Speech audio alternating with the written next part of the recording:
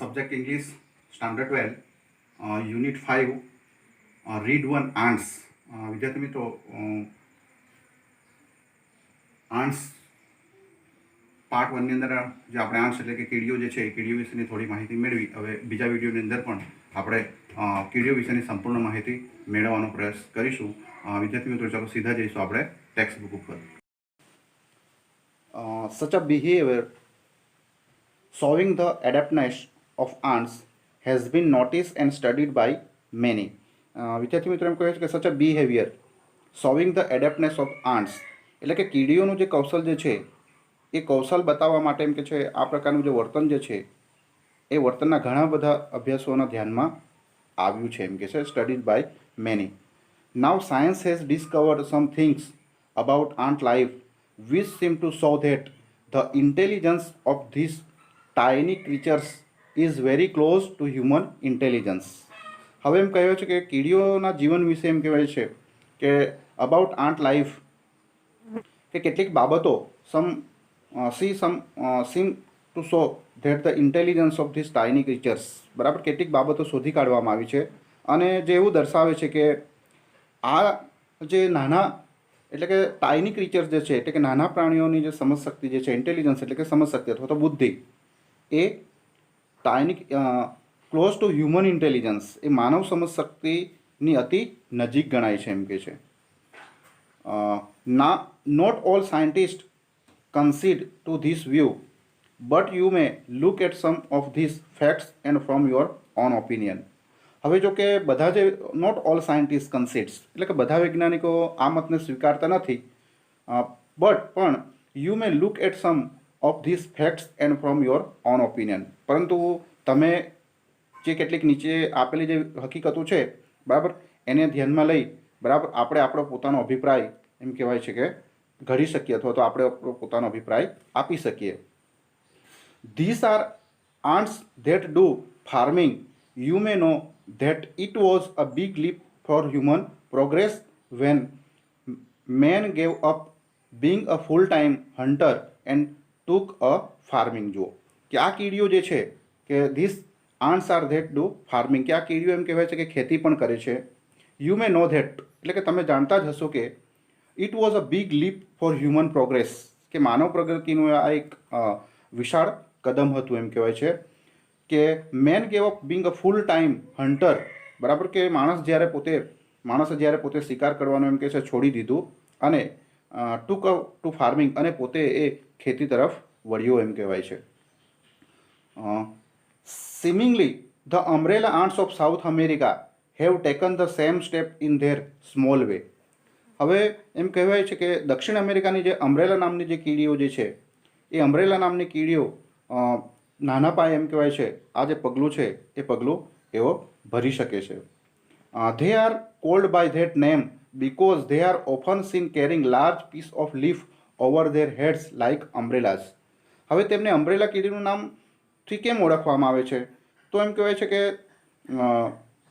They have taken the same step in their small way, બરાબર, કે તેઓ એમ કે છે પોતાના માથા ઉપર, બરાબર, છત્રીની જેમ એમ કે છે મોટા પાંદડા તેના માથા પર મૂકીને લઈ જતી જોવા મળે છે, બરાબર, અને પાંદડા જ્યારે પોતે લઈ જાય છે ત્યારે એવું લાગે કે પોતે છત્રી ઓઢીને જતી હોય, એટલા માટે એને અમ્બ્રેલા આન્ટથી ઓળખવામાં આવે છે. They are called by that name because they are often seen carrying large piece of leaf over their heads like અમ્બ્રેલાઝ.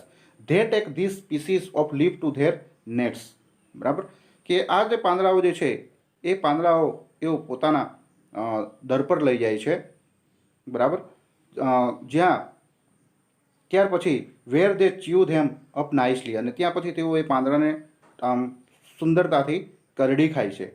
આફ્ટરવર્ડ્સ they make beds of these chewed up leaves, અને ત્યાર પછી તેઓ આ કરડી ખાધેલા જે પાંદડાઓ છે એ પાંદડાઓની ક્યારી બનાવે છે, એટલે કે ખેતરની જેમ ખેતરમાં રહેલી ક્યારી બનાવે છે.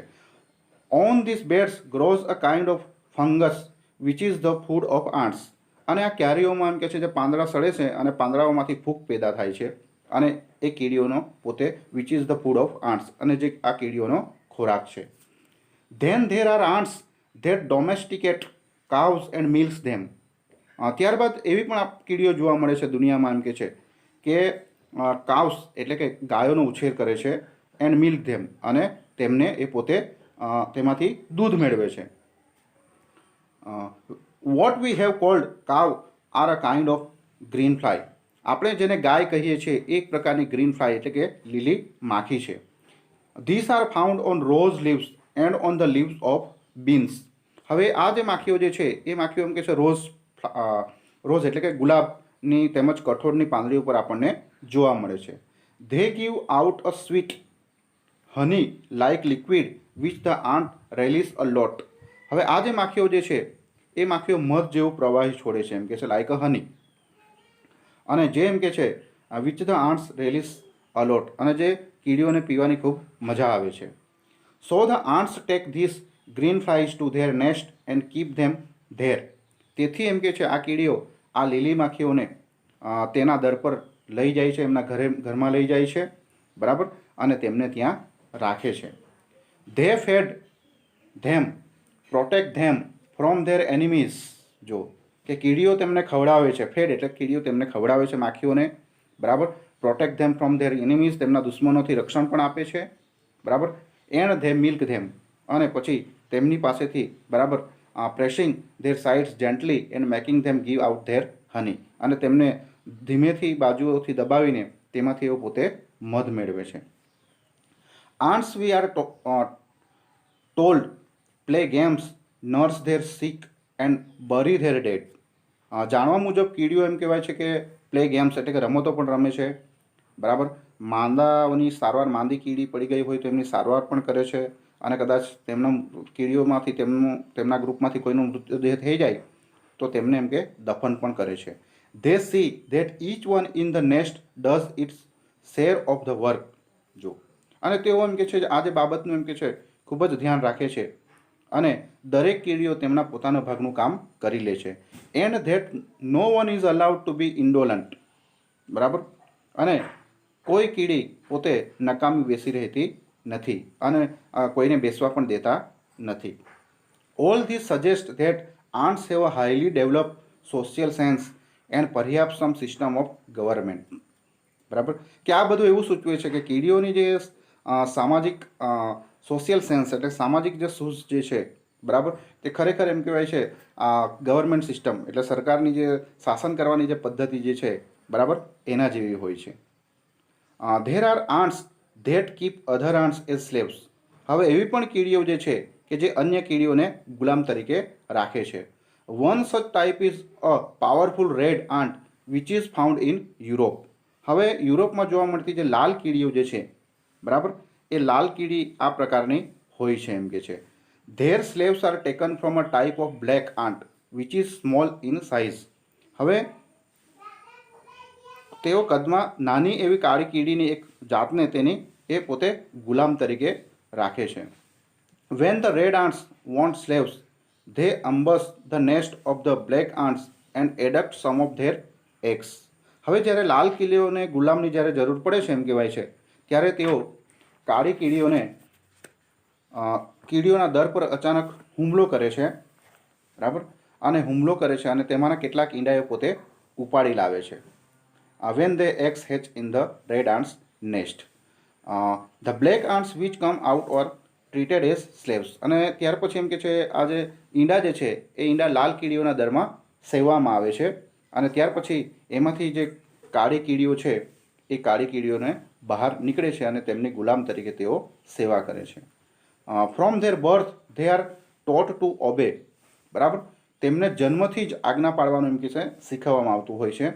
They are compelled to ડ્રગરી.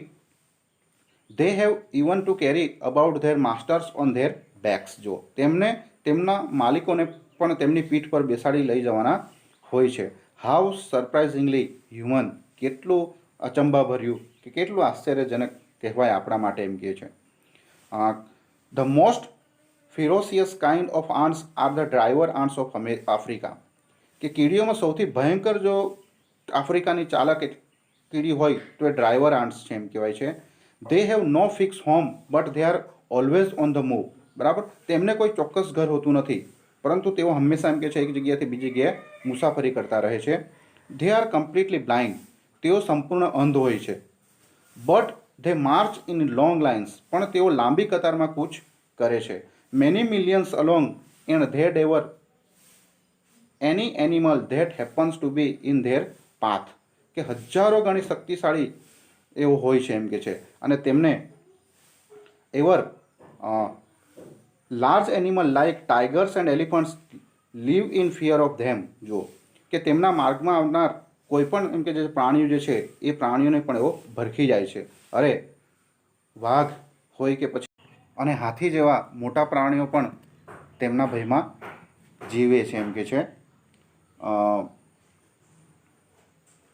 Than this creatures eat both the python and the animal and its stomach, એમ કહેવાય છે. જો કે ક્યારેક તો કોઈ અજગર ભક્ષ્યા બાદ પણ એમ કે છે એ આગળ ખસવા માટે એમ કે છે અક્ષમ હોય.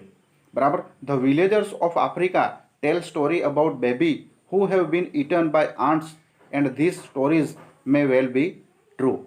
કહેવાય છે કે કીડીઓના જવાના માર્ગમાં આવતો હોય તો કીડીઓ એમ કે છે અજગરને પણ એમ કે છે તેના પેટમાં ભક્ષી જાય છે. અને આફ્રિકાના જે ગ્રામવાસીઓ છે એ આફ્રિકાના ગ્રામવાસીઓ તો ત્યાં સુધી કહે છે કે આ કીડીઓ એમ કે છે તેમના જે બાળકો જે છે એ બાળકોને પણ એમ કે ક્યારેક ખાઈ જવાની એમ કે છે વાતો એવો પોતે કરતા હોય છે, અને એ તદ્દન સાચી છે કે મે વિલ બી ટ્રુ.